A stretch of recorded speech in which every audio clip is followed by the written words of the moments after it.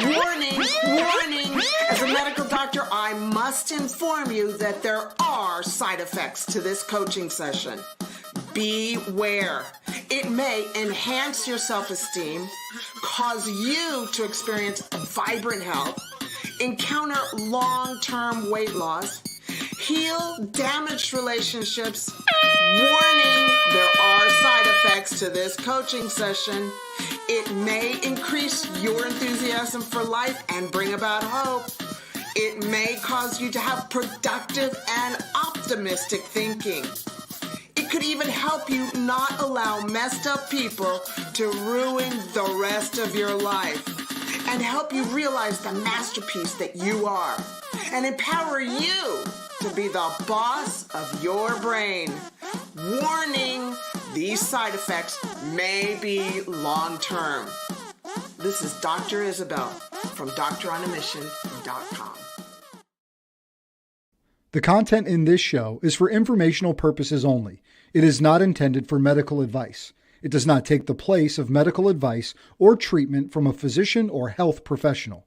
Listeners and viewers should consult their own doctor or a qualified healthcare professional for specific health and wellness concerns and questions. And now, let's start the MD and Chef Team Show. Hello! Wait, I'm supposed to start off. I know, but I can't help it. They're here, so I had to say hi. Hey, welcome everyone to the MD and Chef Team Show. Yeah, we're live and interactive, so hey, if you've got comments, questions, bring them on in. I'm Chef Michael, culinary nutrition expert here at Doctor on a Mission, and joined by my beautiful hottie bride, my wife, Dr. Isabel, suicide survivor and medical doctor. Here we are today. How you doing, darling? Great. Fantastic. I'll tell you what an amazing show we have today. I mean, this is a deep show. It's in depth. We're very open. We're very transparent. The show, we're always about being transparent, not being fluffy, having real conversations. And today we are going to have some very deep, real conversation about something that's very topical, something that needs to be talked about more about in today's world and society. But before I get into that, sometimes people might have a question. They've tuned in, hey, the MD and Chef Team Show, these guys, what's going on? Why should I watch? Hey, Jim, how you doing? Why should I watch? Why should I come back and check these guys out? I mean, what is this all about? I mean, what would you say to people that say that, my dear? Why listen? Well, the reason you should stick with us is because we are going to show you how to look through a pair of clear windows into your future of health. Because you know what? The terrain is changing now in healthcare. You and I both agree that we don't have a healthcare system. We've got Thank you, Cindy. A disease management system where you go to the doctor, they give you a pill. I know, I'm a medical doctor. Where you go, you get your pills and you manage your disease and you've got this for the rest of your life. Well, guess what? Things have changed now. Remember a long, long time ago in your history books when you heard about Christopher Columbus was out to share with the world that the world was not flat, that the world is round. Well, he was changing paradigms, and we're here to let you know that the latest, most up-to-date research is showing you that the paradigm shift has occurred and you are in control of your health. 95% of the healthcare issues that we're seeing out there, in particular mental illness, are preventable and reversible. We don't have to be experiencing this. And as a medical doctor now for more than 30 plus years, it breaks my heart to see people on their knees with all of these chronic diseases that do not have to be occurring. This is so preventable, and that's what I'm here for. That's why I want you to stick with us. I thought you were going to break down and cry. No, I'm not going to break down and cry. So, the best picture I can give you is we really don't have a mental illness issue. We've got a brain health issue.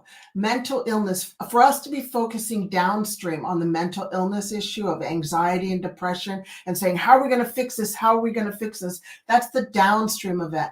What we need to be understanding is that we've got to look upstream at our brain health and learning how to take good care of our brain health. Most of our brains are on fire. It's neuroinflammation. That's what neuroinflammation means. Your brain is on fire. And we're just focusing all on the downstream. And I don't mean to be long-winded about this, but I could go on and on. And the best picture that I could give you is we're all focusing on mopping up the floor while the sink is overflowing instead of just turning off the faucet. And that's what we're here for, is to help you turn off the faucet so that you don't experience all this mental illness issues. Yeah. And I can only say that because I was dropped into the world of mental illness as a medical doctor 11 years ago. And I can honestly say that I did not realize what my patients were going through. It was ugly, and I knew that there had to be another way. And so we took a deep dive and started learning about the latest, most up-to-date research that we don't have to have all of this mental illness. We can prevent it and reverse it. And I know I'm saying this over and over again, but it's really important because it's a new paradigm shift. So stay with us. We're going to be here week to week to week. We are not going anywhere. Sheffy and I are here with you. We're here for you. Walking alongside you, encouraging you, and in supporting you. We got the roadmap. We've done all the research. We've put it all together. We're here week after week. All you got to do is walk with us. Say yes to your dreams, to the life that you want. Not the life I want for you, but the life you want. And just say yes and take small, consistent steps every single day. Awesome. So that's why I recommend you stay with us. And so let's take a look at today's conversation. What are we going to be up to today? So today we have Craig Hannum as our guest interview. Craig's here with us today, and please know that questions and comments are open during this. We'll try to do our best to get to as many questions as we can, and you got questions for Craig during the conversation, because today, like I said, it's a deep one, but we're going to be talking about suicide prevention and intervention. Mr. Hannum is an expert in this area. We'll also talk about what brought Craig into this challenging field of expertise. Now, you'll want to stick around because later in the show, I do a weekly segment called Frankenfood Ingredient. We'll be talking about this week's Frankenfood Ingredient. You might wonder, what the heck is that all about? Well, stay tuned. You'll find out. And Isabel and I do a relationship chat. We'll be doing that later in the day. And it's a little bit about men and women are different and, well, how and why. And Isabel's going to bring out a little bit of a medical perspective on, how we're different. And then we'll finish the hour off with some empowerment conversation. And we'll do that in the last part, the midnight hour. All right. So, keep your comments and questions coming. We'll do our best to get to them when we can. And Jenna, our producer, who is backstage. We are nothing without our producer, our beautiful Jenna. We'll bring up the questions after the commercial, okay? And then we'll answer them. Yeah. So at this point, I would love to bring in today's special guest, Mr. The Craig man Hannum. of the hour. Yeah, come on in, Craig. Hey guys, how you doing? I don't know about man of the hour, but I'll take it. Hey, you got to take it when you get it, right? Oh, yes, sir. Yeah. Hey, great to see you, Craig. Now, where are you coming in from today? Jim already called me out. Yes, I know, Jim. I ate a bag of Doritos on my way back down from Calgary. I apologize. I will take my punishment, willingly, I suppose. No, I'm in Clarkston, Washington. Nice. Good weather today? It's nice. It's been raining most of the night, a little bit today. A lot of clouds. I can look out the window right now and see storms coming, and a little breezy, so that's why I'm inside. Oh, okay. Hey, do I have your permission to kind of share your bio, a little bit about you with our viewers and listeners before we get going? Please, of course, yeah. All right. So Craig has been a sergeant first class in the military police, U.S. Army retired. He served as a suicide prevention program manager. As an Army civilian, he's currently at the rehabilitation supervisor for the Idaho Department of Juvenile Corrections. He's an award-winning suicide prevention expert, received the U.S. Army Civilian of the Year Award, the Joseph P. Cribbins Medal for work in suicide prevention and active shooter response mitigation. Craig is the expert in suicide awareness and prevention and suicide and mental health first aid. Wow, what an amazing, important topic for today's world, Craig. Yeah. You know, I guess what that opens up is the question, well, how did you get involved in this area, which is so deep that most people don't even want to talk about? Right. Well, I can tell you the first change is I'm no longer the rehabilitation supervisor for Idaho Corrections. I've devoted my time completely to this. Got my company started. That way I can do everything on my terms and do it on my schedule and take care of the people that need help. Because while I was there, I couldn't answer the phone. And there's nothing more gut wrenching than, doing a 12, 14-hour day and seeing several missed calls or a text that says, hey man, I need your help. And it was hours ago. So I've devoted my time completely to this. Nice. It first started back in 2010. I was still in uniform. I was assigned to Fort Huachuca, Arizona, which is in the southeastern corner of Arizona, just north of the international border of Mexico. And it's the home for Army military intelligence. And we had many, many suicides that my guys were responding to. And it was really taking a toll. So I approached some experts and said, hey, we need to fix this, because there was no plan in place on how to deal with it except take a class once a year. It was mundane. It was 90-something slides. You'd get a dude who would read word for word on the slides and wasn't teaching anything. Then you'd have other leaders who would just say, hey, send me the slide deck and I'll have my guys sign off on it. So nothing was really being done. We were just kind of kicking the can down the road. And when you talked in the beginning about, that river, downstream, upstream, I like to look at the upstream as well, for the simple fact of who or what are throwing people in the river in the first place. Why are we trying to teach people how to tread water? And let's only rescue the ones we can closest to shore. That didn't work for me. So I approached these experts and we created a policy. Commanding General at the time said, all right, go forth, do great things. And then that led to me being offered the position to take over the program. And I had 3 bases, and it was a lot of work because it was broke. No one wanted to talk about it. We, as a fighting force and leaders, we actually reinforced the stigma. I was guilty of it myself. I mean, during a time of war, I don't have time for somebody to say I'm suicidal. I don't want to deploy. And we would just kind of push them to the side, go in the corner, and be out of sight of mind. And I took that lesson and said, okay, we got a problem here. One, it's 100% preventable. It truly is. It took me just over a year to find the right delivery method that I still use today. And I took that 90 slides, I turned it maybe just under 30. It's interactive. It's designed to be interrupted. It's designed to provoke thought. And I want people to ask questions. I want the people who don't believe that it's 100% preventable to tell me why they think that's not true.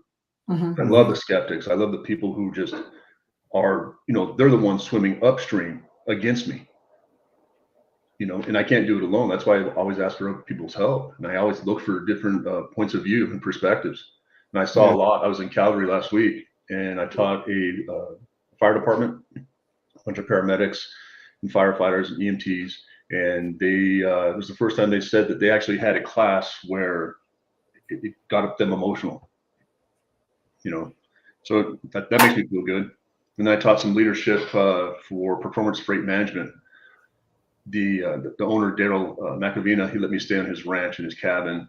That was nice. And I got to tell you guys, if you haven't been to Alberta, you need to go, because the hospitality there is fantastic. And I saw dinner because we were up at the mental health movie night. So we got a bunch of guys together, just about 100 folks. We had Brett Gardner. He did this massive, it was an amazing speech. And when he gave talked about his journey, where he struggled as a rodeo announcer. He's the biggest rodeo announcer in North America, and he had his own challenges. And he was upfront with that. I do the same thing. I welcome questions. When someone says, hey, how did this affect you? I will tell you how it affected me. I have been depressed. I do have PTSD. And I always tell people that post-traumatic stress is an unavoidable side effect to a profession of violence. If you're not ready for that, then you need to be honest with yourself. Are you sure that's the profession you want to go into? But anybody can have trauma. I get that. So that's where it kind of got me to where I'm at today. And then once my wife and I relocated up here, I got that job with Idaho Department of Corrections. Wasn't for me. It just, I promised myself that I was going to live the rest of my life in more of a peaceful setting, than the previous 20. And that environment is nothing but nonstop watch your back. Oh, wow. Yeah. So I had a kid come at me with a pencil to my neck, and I was like, I do not need this. Whoa. Yeah. He's okay. I didn't hurt him. Well, a little Yeah. bit. Yeah. Wow. But that's why I wanted to devote my entire time in being, because this is my passion. This is my purpose. I'm not being boastful, but I'm pretty good at it. I'm not always successful. And that's just being, realistic. Yeah. I mean, it's good that you're open and honest about that, but hey, you're not always successful, but that's any of us that are having a go at something, and we're doing our best, and it's not always going to be successful, but it doesn't mean that what we're doing doesn't work, because we don't know also how it's going to be accepted by the participant. If the participant has a mindset that doesn't take it on in a way that's going to be useful for them, it might just be about how are they taking it on. I mean, same thing with us with health. I mean, are we successful every time we work with somebody? Absolutely not. But we know the system works.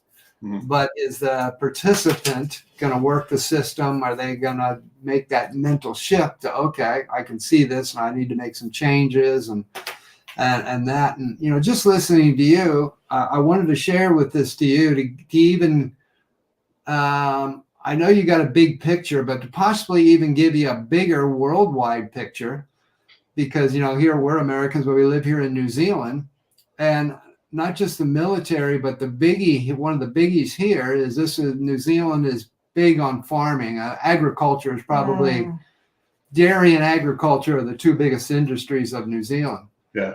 And we have so much suicide amongst farmers here in New Zealand because of the weather and, they the way they have to work it. We do know farmers and the way they have to work it, where they have to go into debt to do their crop and then recoup it at the end. And if it's a bad season, and last year we had some cyclones that a lot of people lost everything.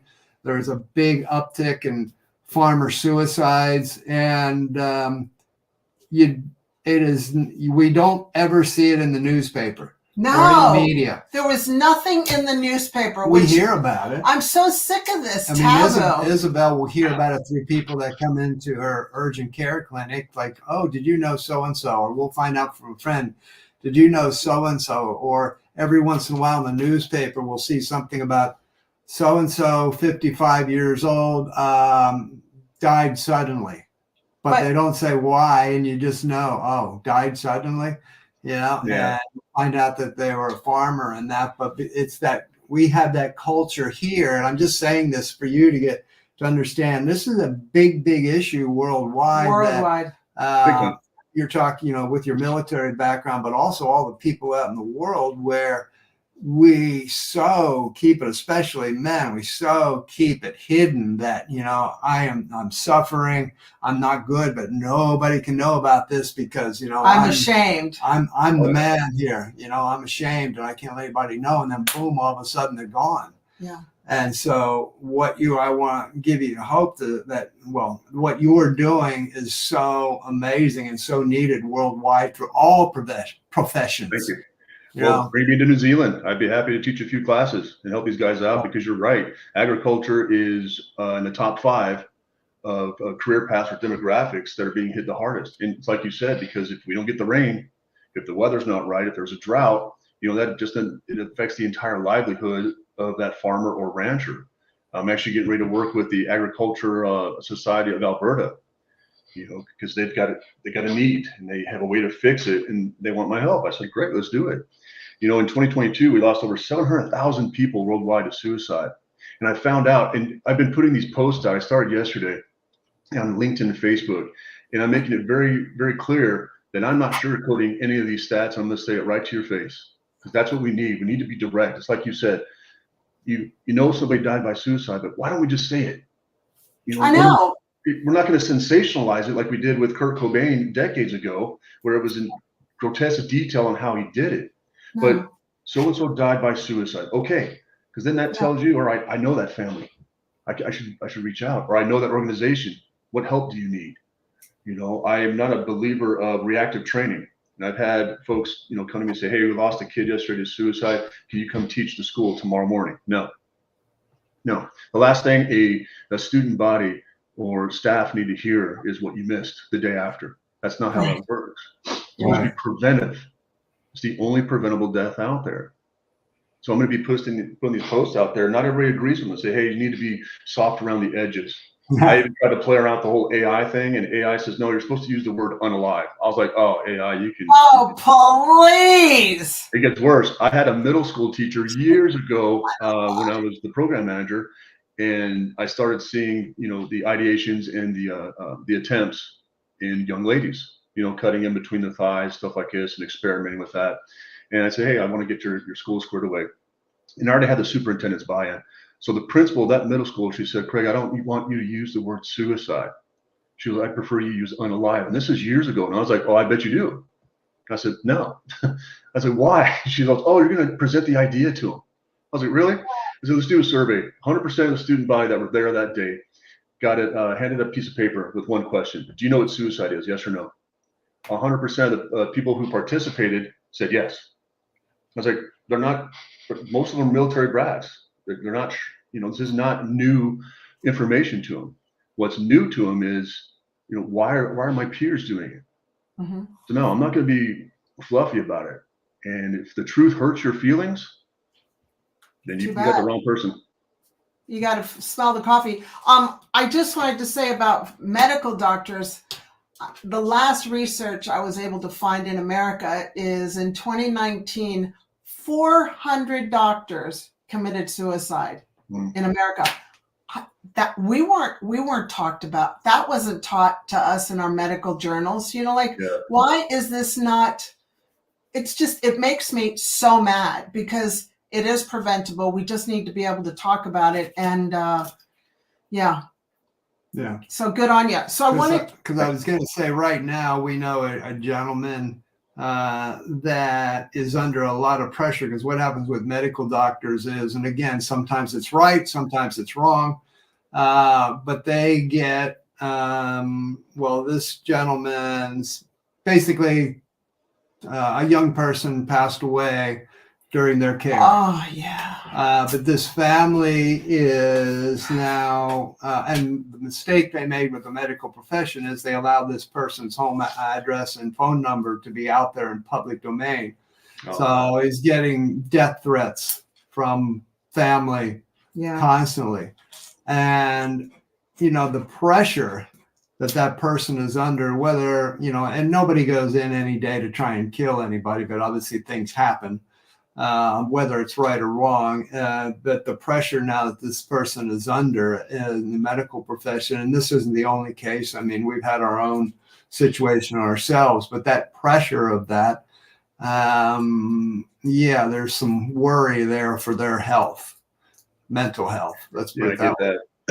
And it does annoy me when people say, well, you know, suicide's contagious. I was like, no, it's not. It's learned behavior. It's a negative response to a life issue. And let's be honest, most of those life issues someone's dealing with, they either created or it was pushed on them externally in such an egregious way that they just couldn't handle it. And they just said, well, okay, I'll deal with it tomorrow. Okay, it'll get better tomorrow. It's always tomorrow, always tomorrow. And it's like, okay, you got to deal with it in the present. You know, that's where I come in. Mm-hmm. I will identify all the contributing factors that led up to that decision or thinking of the decision. And then remind them that, hey, you're going to get exposed to your contributing factors again in life. And every time I do a class, I will always talk openly about post-traumatic stress, because I think it's more like post-traumatic growth. Because if you have it, that's a good thing. You're alive. Now, how can you teach others to be ready for it? When I would get a new soldier to my unit, and I was a detachment sergeant, which at the time was the senior enlisted position. So it was myself and the commander. We were the commanding team. And I'd get a new troop in. And I would look at what's called an enlisted record brief. And on the left-hand side is going to show me military training, education, and deployment history. On the right side of the record brief shows personal history, like family, et cetera, et cetera. Married, years married, children, all that jazz. I had a kid who'd been married 6 years and was deployed 5. So he's sitting in my office and I say, hey, how's your post-traumatic stress doing? He's like, whoa, I don't have post-traumatic stress. It's so taboo. Don't say that. You just said I'm broken. I said, no, I didn't say you were broken. I said, and he said, I don't have it. I said, no, you do. How is it? What do you need? I said, I see here you were injured. Did you get that injury taken care of? And he said, no. I was like, well, you got hit in the leg. Let's get you fixed. A year later, after his surgery, I'm sending him to K-9 school. He's doing all this great stuff. He's moving off his career. He's talking openly about post-traumatic stress. And we figured out what his triggers are. And I'll talk openly about my trigger. Mine's the smell of burning hair. Really? How come? Well, when you're out in deployment areas, if there's an explosion, a fire, et cetera, a roadside bomb, the first thing I would smell is burning hair, off the human body. So I would always tell people, your emotional state at the time that you are exposed to your trigger will dictate how you respond to it. Case in point, if my wife and I are getting ready for a baseball game because the Red Sox are about to beat the Malarkey out of the Seattle Mariners, so we're excited. We're in the hotel, we're getting ready, and she's curling her hair, so she can be ballpark perfect, right? And I get a whiff of that odor. Nothing's going to happen. I'm in a good mood. I'm elated. I'm just going to create some distance. No big deal. What if her and I are getting ready for a funeral and I get exposed to that odor? My emotional state's already compromised. I will have a negative response to that trigger. I might shut down for a second. I might just stare off in the distance or get really quiet. And then you have to learn how to deal with the ghosts, and they come every night.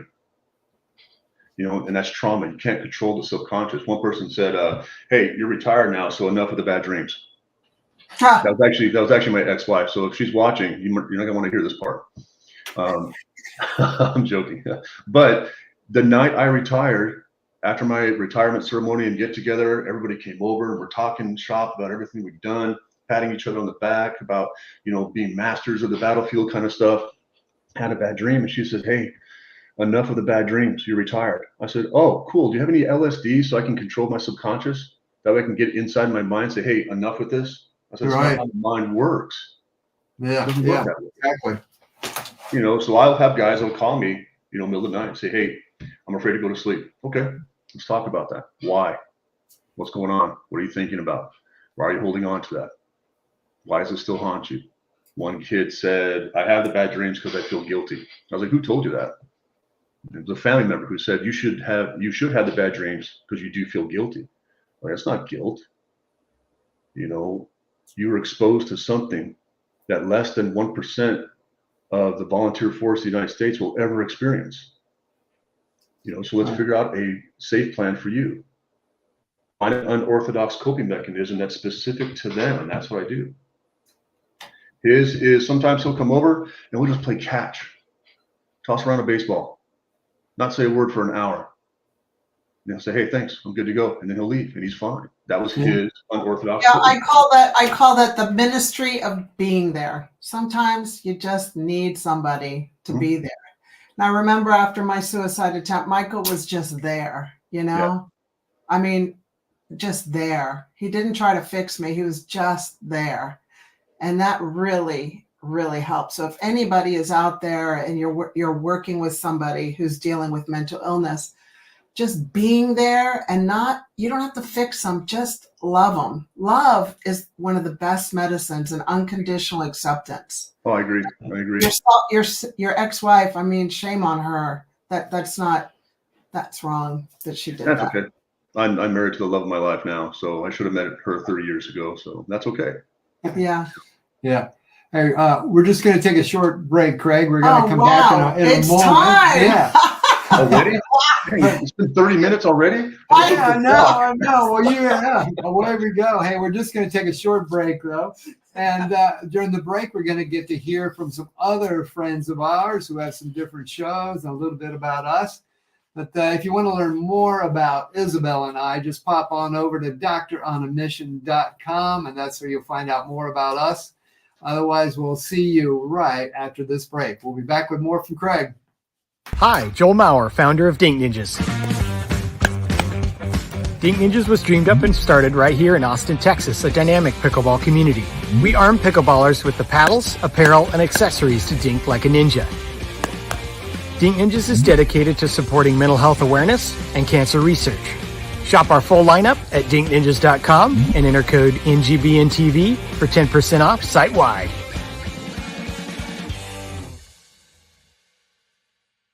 Focus up. Hey man, zoom in. Welcome. My name is Chris Rubio of the Rubio Method. Soak it in.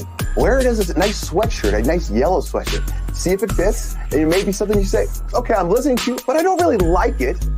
Not for me. What the hell are you thinking? You have no idea what you're talking about. You have issues because of your bad taste.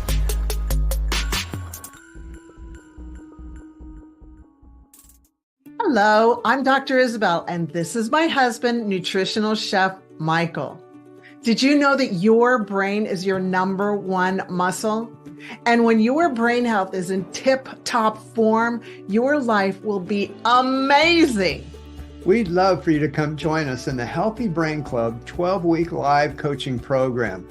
To learn more and to grab your seat today, go to doctoronamission.com under membership. Please keep in mind there's only 40 seats available, so grab your early bird access seats now. Here's the deal. We know that medicine is happening in communities. We learn from other people's questions. The areas that we're going to be focusing on are nutrition, gut health, lots of hormones, sleep, exercise, and having the right thoughts. So we'd love to have you join us in the Healthy Brain Club. See you on the inside.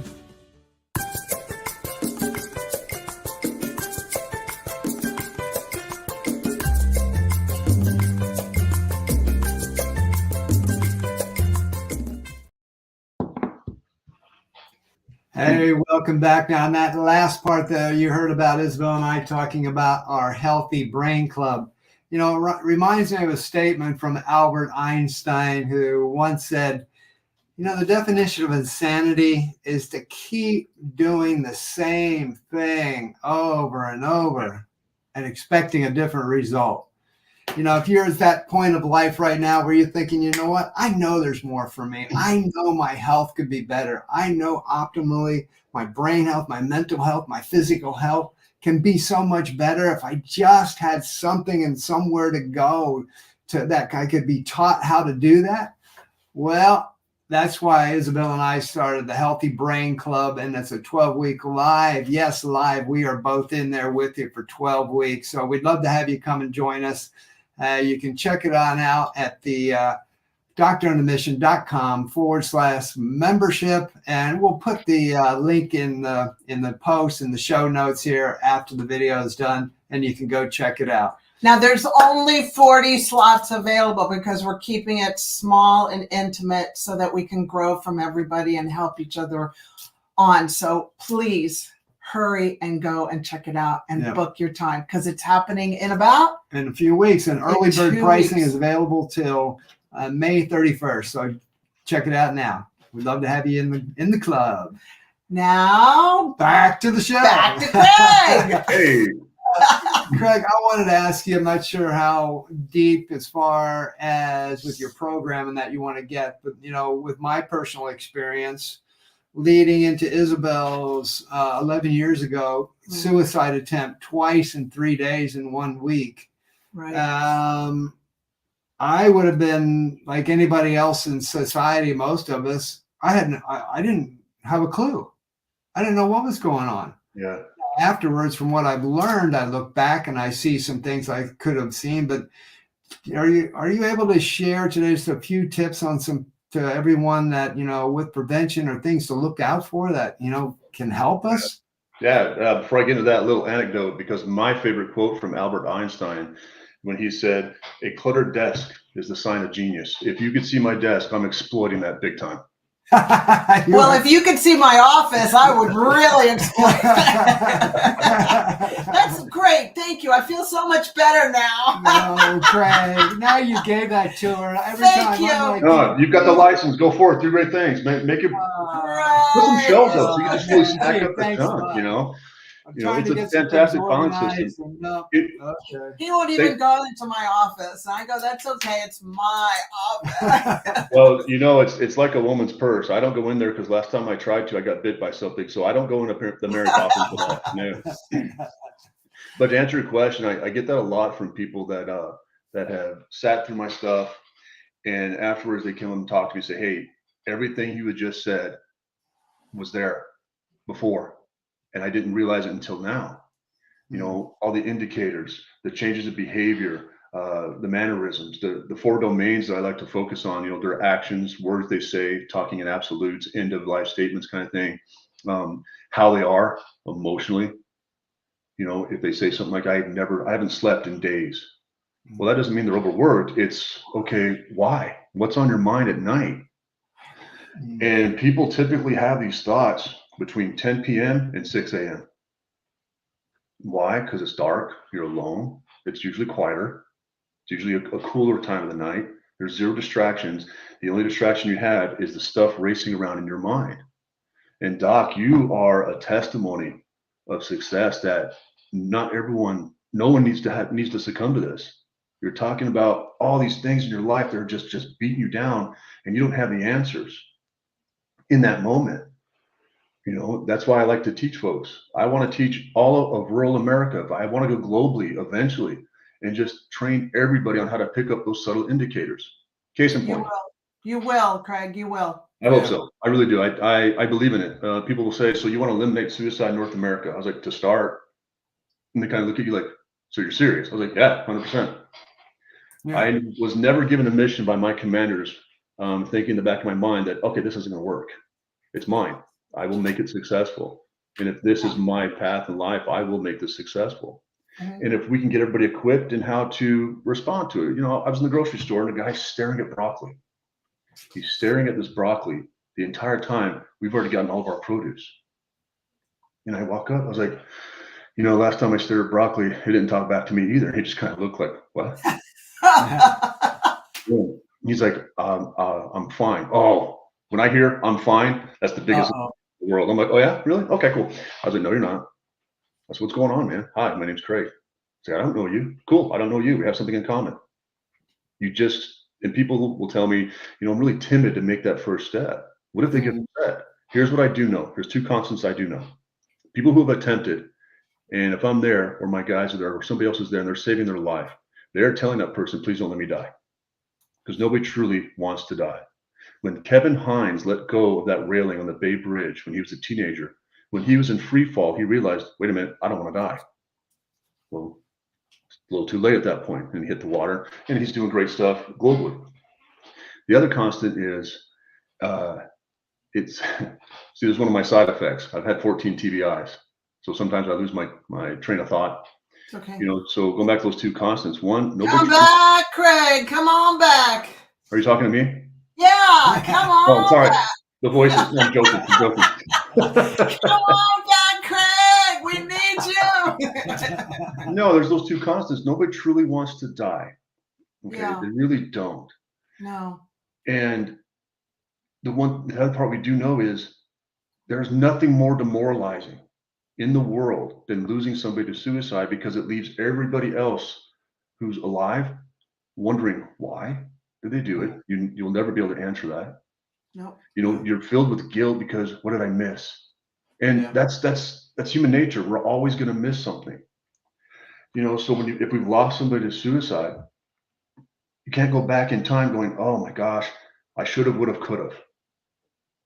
You know, it's sad, it's horrible. And I empathize with people, and across the world. I lost 182 guys in my 20 years in uniform to suicide. 182 soldiers, 182. Wow. You know, and that's more than we lost in combat in all the units I was in. Wow. Sheesh. You know, so it's heart-wrenching, and it's 100% preventable. So when I get the people who say it can't be done, I'm like, oh yeah, well, you just described every great success story. You know, so truly. Craig, the indicators you said, I'm not sleeping, tick, that was me. Okay.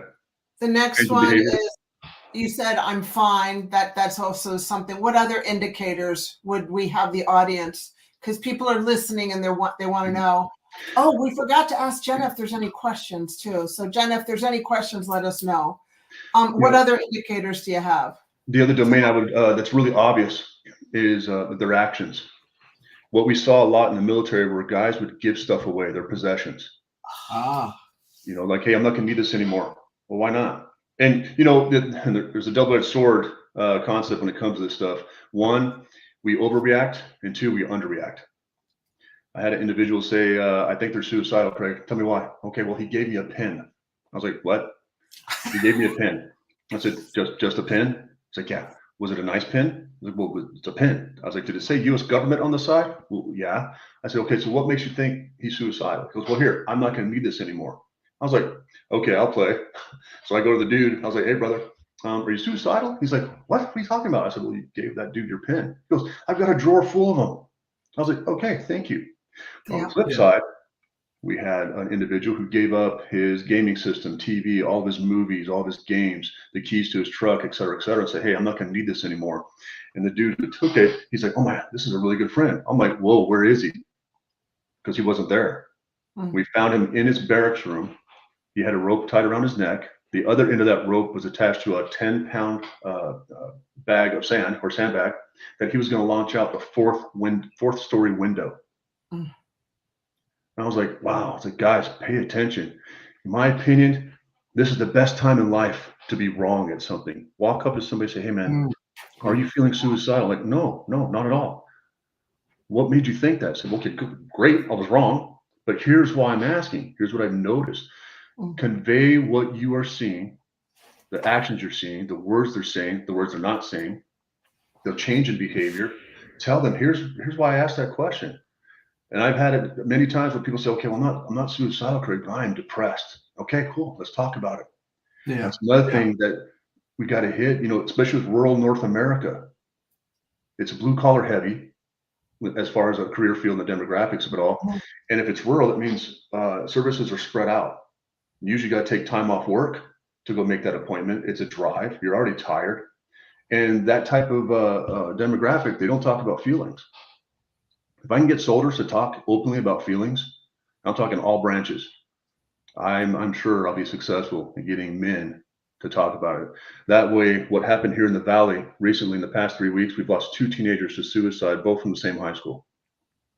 And a friend of mine called me and goes, Craig, how do we stop this? I was like, I got to get mom and dad in an auditorium, because if I can get mom and dad equipped when they're home and their son, daughter comes home or whatever's happening, they're around the dinner table and they see something different in their kid. Like, hey, what's going on? How come you're not talking to me? You seem different. Always explain why you're asking those questions. And the sad truth is that not everybody's trained to pick up on the subtle indicators. Obvious warning signs are easy. If it's somebody who's always talkative and they're always upbeat, they're always happy. Yeah, they've had some struggles in life and they always persevered. If it changes in 180 and they're just sad, not talking, showing no energy. If they're always well dressed and they take care of themselves and now they're looking disheveled, those are obvious warning signs. Right. And people are also afraid to ask the question in the first place because they think, well, I'm going to introduce the thought when I ask it. No, you don't. That thought's already there. Good job recognizing it. And it's hard. You know, like Jenna's writing in the chat here, it does take trust. You know how quickly you can have somebody confide in you and create trust just by asking, are you okay? What's going on? Do you want to talk about it? Yeah. I could be your punching bag. Hit me. What's up? If you don't want me to fix it, because that's typically a man's response. If you just tell us something's broke, we want to fix it. It's a lot of people's responses. And as a doctor, you and I, just for all of us, for everybody listening, we have to make sure, we've got to understand whether do you want support or do you want a solution? If people just want support, then that's all we need to give them, and you can tell when people just want support. Oh, I agree.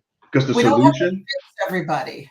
No, you're right. Because the solution is going to be on them. We're just going to identify what we're seeing. Let me help you with some coping strategies. Everything I'm giving you is now up to you on the way ahead. That's why I call it suicide first aid or mental health first aid. It's no different than regular first aid. If we roll up on a car accident and we've got something bleeding, et cetera, we know how to deal with that. Right. I always tell people, I said, that's easy. I said, this is no different in the fact that I'm going to give you everything you need to move forward to find resiliency. Oh, and don't forget, when you stumble, and you will, call, reach out to somebody, talk to somebody that you know you can confide in.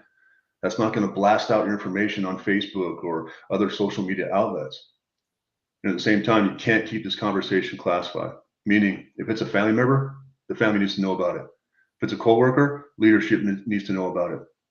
Yeah. You know, that way you bring together people that are united in preventing this. Because if it happens and they do die, will it be too late? Yeah. It can be prevented, truly. And it breaks my heart every time it happens. It really, really does. Yeah, we do need to talk about it. It does not have to be taboo. It's we can help so many people by just talking and being there. Yeah, and I told a bunch of them and not judging people, just saying, hey. Right? It's funny you say that. Life is hard. It is hard. I had a lady in one of my classes, she raises her hand and she stands up and she's very proud. And she's like, I don't agree with what you just said. Because part of the things I talk about in the class is we as a human society will judge other people. And she's like, I don't judge anybody. She's like, I'm Christian. And I said, okay, very cool. And then, but then she looks down at this guy, the soldier sitting next to her, and she was like, but this dude right here needs Jesus. I was like, thank you. You just illustrated the point. Yeah, exactly. You know, everybody is so unique, but at the same time, we are so similar. Yeah. Everybody struggles. Everyone's going to have a rough day and a good day. And I get excited when people say, this is the worst day of my entire life. I'm like, oh, no, it's not. Your next one's coming. It's going to be awesome. It's going to make this one look like a vacation, because that's life. Yeah. You know, because trauma does not age. Right. Okay. Okay. Well, the indicators, I want to do a recap for the indicators for people. Yeah. Is one, if they're saying I'm not sleeping, pay attention to that. I did say that a lot, but you know, you didn't know. You didn't have this education. The next one is if people say I'm fine, red light, red light. If they start giving away stuff, you know, significant stuff, and if they're changing personality, 180-degree personality change, and then if they're changing attire, their dress code, like they're not taking care of themselves, they become very unkempt, you know, that's a sign of low self-esteem and I can't be bothered attitude. Yeah, and I always tell parents, and I talked to 2 parents last week from the fire department that I taught at Redwood Meadows in Alberta. And they said, you know, I don't know if I'm ready to have this kind of conversation with my son or daughter. I said, okay. I said, how old? And 10, 11, I think were the ages. I said, have you had the sex talk already? He's like, what do you mean? Birds and bees? Oh yeah. I said, this conversation will be 100 times harder. Period. Yeah. Get ready for it, because it's happening around your kid. It's happening in the school they go to, their peer group. Social media is just exploiting vulnerabilities in kids that we should not be exploiting yet. Let them be kids. Let them grow up. Let them make mistakes. Let them play in the mud. Let them do all these wonderful things. Let them be kids. But if they come home and say, hey, one of my classmates made a comment about, she said she was going to kill herself. I don't know what that means. You know, talk to them. Say, okay, what do you know about suicide? You kill yourself, but how? Mom, Dad, you better talk to them. Because if you want them to come to you about questions about sex, don't get the information from your peers, because they're going to lead you astray. Yeah. When it comes to this topic, be forward with it. It's an uncomfortable topic to have at the dinner table, but what could be worse? Yeah. Right. You know. Hey, there's a great question coming in from Jim. Craig, how do you respond when people say that suicide is a selfish act? Oh, I get this all the time. I tell them it's based on their exposure to it. If it's somebody very close to me that I've known for a very long time, a family member, even better, a family member, yeah, I'm going to feel like it's pretty selfish, because I'm going to know personally everybody they left behind. However, it doesn't mean that it's selfish in itself, if that makes sense. It's how you are exposed to it and how it affects you. That's what I will tell people. And it's okay to go back and forth with that emotion. Yeah. Typically, the first thing people feel is that immediate grief of, oh my God, what did I miss? Did he or she say or do something or not do something that I didn't get? You know, I was like, I've always told people, I said, well, did you have this kind of training before? No, it's not your fault. And that's the other part I tell people. The only person who is at fault is the person who takes their own life. That's why I never use the word commit. And if that's one way we could change culture, and I know it's hard to because the word commit is so ingrained in our language. But rapists commit rape and murderers commit murder. Nobody commits suicide. If we get rid of that verb, we eliminate that connotation that this is a criminal act, because that's how we dealt with it in the military. Guys are being chaptered out of the army for a suicide attempt. Wow. Commanders were being relieved because you had a soldier attempt suicide or you lost somebody to suicide. You're an ineffective leader. I'm like, whoa, that's the wrong answer, folks. Wrong answer. Yeah. Hope that answered your question, Jim. Yeah, and just made me think about it too. I mean, with our own, situation right here with Isabel. I mean, I help correct me if I'm wrong, please, Craig, because I often am. Is that with the selfish you part, humble man, you. I think it's us seeing the person as selfish, but the person themselves weren't selfish. Exactly. How we perceive it. That's the point. Our perception we're throwing onto them. Oh, they're selfish, but that's just our perception of it. Were they selfish? Well, I kind of doubt it because I don't think so, but you'd have to ask them. And right now you're not going to have that opportunity. So, I mean, we're perceiving that and that's something, when somebody says that, well, is that your perception of it? Well, yeah, I guess it's my perception of it, but is that actually the truth? That's just it. It's your personal perception based on the exposure of the act. One of my biggest challenges was I had a lady, terminal illness. She was in hospice. And she just didn't want to deal with the pain anymore.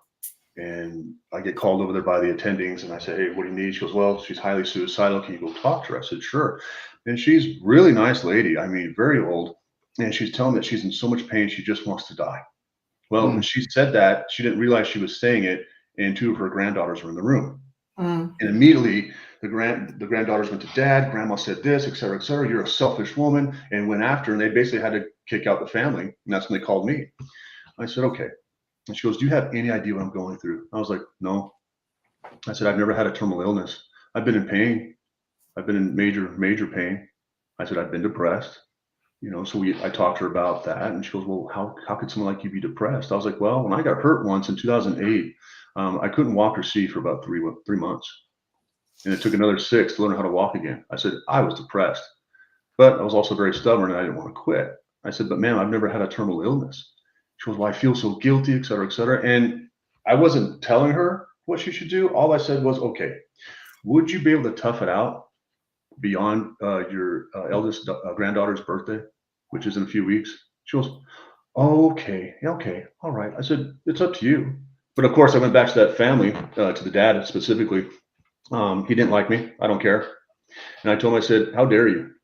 How dare you judge that woman who's in terminal pain? She's 90-something years old.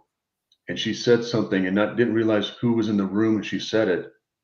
And you took it literal and you went off on her in front of your daughters. Good job, Dad. Right. Like, put yourself in her shoes for just 1 second and be more empathetic. And I always tell people when it comes to this conversation, empathy is your protection. That way you can relate. You can share a story and say, hey, I've been through something similar. Can I share it with you? That's empathy. Sympathy, in my opinion, is more like, oh, poor baby. You'll get over it, boo. Rub dirt on it. You'll feel better. No, be empathetic. That way you are helpful. Because sympathy is that intimate emotional response of, I have to take care of you the rest of my life. And how great life is, Doc. We're actually here talking about this with you here. I know. I'm so happy to be here. I'm so glad I'm here. And I just wanted to plant a seed for other people that have had other people die because of suicide. You will never know what that person was thinking or feeling at the time. And It's not a selfish act. It's like, for me, I was at the place where I felt like I was a burden on the family. I was not helping them out by my current state, and I was never going to be able to help them out. The best way is for me to be out of the picture. So that was my rescue for my family. Does that sound selfish? I don't think so. That sounds more like I'm trying to save my family from me and my current state. Now I'm so grateful I was saved to help people understand. You'll never understand where people were. And what Craig is doing is helping other people understand the indicators, which is key. Had Michael known some of the indicators, you would have known what to do, but we didn't know Craig then, and Craig wasn't doing his work 11 years ago. So having said that, Craig, we're gonna have to roll on with the show a little bit because I was just looking at the time. But however, amazing conversation. And please let everybody know, let our viewers know, our listeners know, anybody that catches it live today, replay when we put this out there. How can anybody get a hold of you? How can they get in contact with you? Please let us know how anybody can do that, please. I am putting it in the chat now. Maybe Jenna can put, oh no, I'm not writing. While I'm writing this, I always bring up that issue of, is it selfish or not? Because it's on somebody's mind. And I always finish up that part of the training by saying, look, where you think selfish lived or where you think a selfish act occurred, don't forget where there's now grief was once love of that person. So cherish that memory, because if you think it's that selfish, it's going to lead you to be despiteful or lead you to spite against the person that you once loved. That's so I always bring it up in my training though, because it's a hard topic, criteria to bring up. Do you think it's selfish? The toughest topic. And I'll make sure after the show this afternoon, when I go back into all the streams where this played today, that I'll make sure that's put in the show notes. And and let people know that that's where they can get a hold of you, because it's very, very important that you continue to spread this message worldwide. And I know you're looking to make it happen in North America, but I know that that's going to go throughout the world because we need it. Bottom line, we need it. So thanks again for being a guest today. I'm going to have to move on with the rest of the show, but thank you, Craig. Great seeing you again today, as always. You too. Take care, folks. Greatly appreciate it. Press on, Craig. Press on. That was amazing, hon. That was amazing. And I'm glad I'm here to talk about it. Yes. Yeah. So time-wise, because you know what, there was no way we were going to shorten up Craig's time at all today. He had some wonderful, just stuff that needs to be shared to the world. So we wanted to make sure we gave him his time today. However, we do have a few more minutes with the show. So what I'm going to do is... What are you going to do, buddy? Let's do the Frankenfood. Let's do the Frankenfood. And then we'll wrap up the show. So I have a new segment for you with the MD and Chef Team show going forward. Because I begged him to do it. And he goes, okay, that's a great idea. It's called the Frankenfood Ingredient of the Week. Well, there you go. This week's Frankenfood Ingredient. Why am I doing this? Well, this is all about the fact of reading labels. So much we have no idea what's in food. This was me many years ago. I never read labels. I would look at thank you, Cindy. I would look at the outside wrappers of things. I would go by the marketing and say, oh, look, it says, healthy. Oh, look, it says natural. Oh, look, it says, this and that. And it says, and I never read the actual labels. What's in this stuff? Mm-hmm. Because understand the fact that if I pick up a head of broccoli, I don't need to read the label. Oh, that's broccoli. I know that. But if it's anything else where it's packaged or canned or whatever it's in, and there's a whole bunch of ingredients there, I need to understand, all right, well, what's in there? And what does that do to me? So Frankenfood ingredients are what's called Frankenstein or Frankenfood. They're fake food. They're fake food. They're made in a laboratory. They're chemically made. They're not real. Yeah. So Frankenfood ingredient of the week this week is red number 40. Now. Red dye. Red number 40. They usually just say red number 40. Oh, okay. But it's red dye number 40. Now, what the food industry has done, though, they have, and you will see this sometimes on the labels, they want to make it sound sexy. And it's called Allura Red. Allura. Allura Red. Naughty. It's the same thing as red number 40. All right, so why is this stuff a frankenfood and not good for us and toxic? It's a petroleum-based dye containing benzene. Now, the International Agency for Research on Cancer, one of their goals for this organization is to identify causes of cancer. They classify benzene, which is in red number 40, as carcinogenic to humans based on sufficient evidence that it causes acute myeloid leukemia. Do I want that in my food? Okay. Red number 40 is linked to allergies, hypoactivity. Okay, I just want to stop right here. Allergies. So think allergies, sneezing, coughing, skin rashes, allergies. Okay? Yes. All right.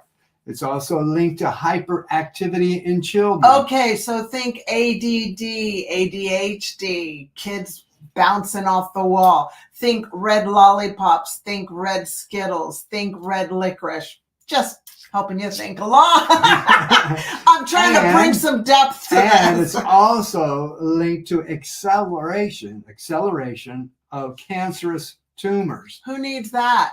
So it's used in flavored waters, like Isabel said, flavored waters, Gatorades, anything that's reddish, used in that. Betty Crocker red velvet cake mix, it's used in that. How naughty. Ice creams, popsicles, cookies, biscuits, fruit loaves, what do they call them? What is it? Fruit frostings, and different frostings that are red.